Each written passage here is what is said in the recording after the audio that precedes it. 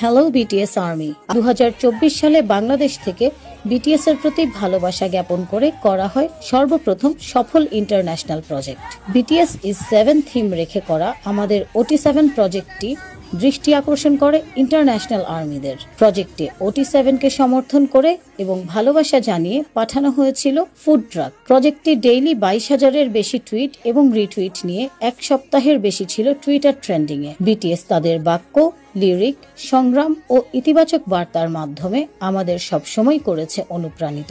তাদের কঠোর পরিশ্রম, সেলফ লাভ, মানসিক স্বাস্থ্য সচেতনতা ও সামাজিক পরিবর্তনের কথা কোনটি করেনি আমাদের অনুপ্রাণিত?